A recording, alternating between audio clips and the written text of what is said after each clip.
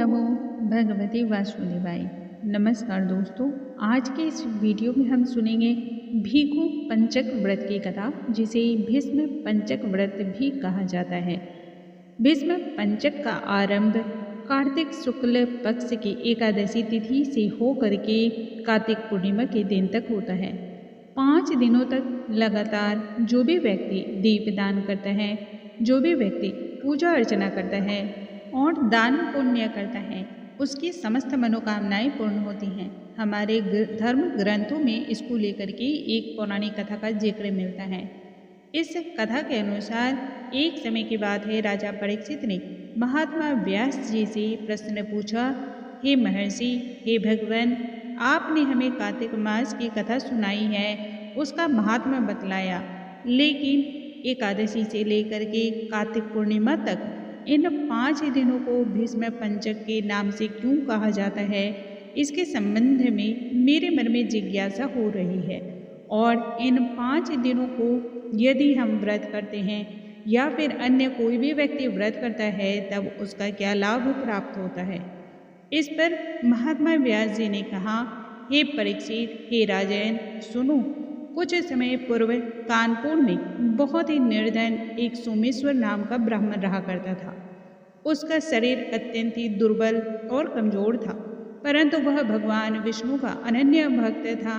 कार्तिक मास में प्रतिदिन वह गंगा स्नान करता और उसके पश्चात भगवान विष्णु की आराधना किया करता था। शरीर से अन्य प्रकार के कष्टों से पीड़ित होते हुए भी वह प्रतिदिन गंगा स्नान करने के लिए जाया करता था। एक दिन की बात है, वह इसी पीड़ा से पीड़ित होते हुए भी गंगा स्नान करने के लिए गंगा नदी पर गया, परंतु उसे गंगा घाट की सीढ़ियाँ उतरी नहीं जा रही थी। किसी तरह वह उतरकर गंगा जी के तट पर पहुँच गया और वहीं पर बैठकर गंगा स्नान करने लगा। तत्पश्चात वहाँ पर उसने संध्या की उपासना आरंभ की। तब वहीं पर वृद्ध ब्राह्मण के रूप में भगवान विष्णु अपने भक्त पर कृपा करने के लिए आ पहुँचे। भगवान ने ब्राह्मण को बड़े ही कष्ट में देखकर पूछा, हे ब्राह्मण, तुम्हारी स्थिति तो स्नान करने मात्र की भी नहीं है, फिर भी तुम ऐसी अवस्था में स्नान के लिए प्रतिदिन आते हो, कहो तुम चाहते क्या हो। ऐसे वचन को सुनकर वृद्ध ब्राह्मण ने कहा, हे भगवान, मैं अत्यंत ही निर्धन ब्राह्मण हूँ, इसी से लोगों में अपमानित और अनेक प्रकार की तकलीफों को भी सहन करता रहा हूँ। यही कारण है कि मैं सदैव परेशान रहता हूँ। यदि आप कोई उपाय बता सकते हो तो मैं आप अपने ऊपर दया समझूंगा। ब्राह्मण के तब इस प्रकार के वचन को सुनकर भगवान ने ब्राह्मण से कहा, हे ब्राह्मण, सुनो, यह कार्तिक मास का महीना चल रहा है।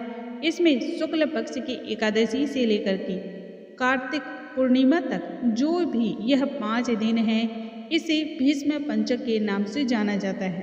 5 दिनों में तुम गंगा के पुत्र महात्मा भीष्म को जल का दान दो और धूप, दीप, अक्षत, गंध इत्यादि से उनकी पूजा करो और भगवान विष्णु की पूजा तुलसी दल, पुष्प इत्यादि से करो।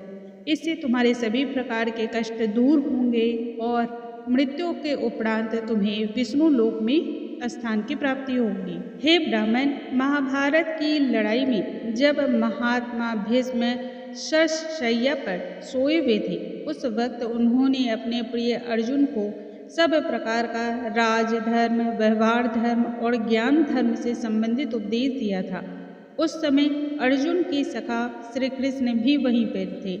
इन सभी वार्तालाप को भगवान श्री कृष्ण ने भी सुना। उसके पश्चात भगवान श्री कृष्ण ने कहा, हे पितामह, जो मनुष्य कार्तिक मास की शुक्ल पक्ष की एकादशी से लेकर के पूर्णिमा तक आपके नाम से जल अर्पण करेगा, आपकी पूजा करेगा, वह पूजा मैं स्वीकार करूँगा और उनके सभी कष्टों को भी मैं दूर करूँगा। अतः हे ब्राह्मण, तू इस भीष्म पंचक में महात्मा भीष्म का पूजन करना। इसके करने से तेरे सभी प्रकार के कष्ट और संकट दूर हो जाएंगे। इसके बाद उस ब्राह्मण ने भीष्म पंचक का व्रत आरंभ किया और मृत्यु के उपरांत बैकुंठ धाम की प्राप्ति हुई। इसलिए कार्तिक मास में महात्मा भीष्म के नाम से इस व्रत को अवश्य ही करना चाहिए।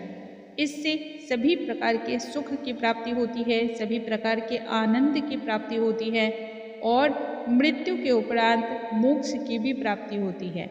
दोस्तों, इस प्रकार से जो भी भक्त इस कथा का भी श्रवण करता है या अन्य किसी को भी सुनाता है, इस पाठ को करने वाले, सुनने वाले और किसी दूसरे को सुनाने वाले को भी लाभ की प्राप्ति होती है। हर एक व्यक्ति को कार्तिक एकादशी से लेकर के कार्तिक पूर्णिमा तक यह नियम पालन करना चाहिए, इन विधियों का ध्यान रखना चाहिए, इसके निमित्त दान पुण्य भी करना चाहिए। तो यह अनेक प्रकार के लाभों को देने वाला माना जाता है। उम्मीद है आज का यह वीडियो आप सभी को पसंद आया होगा।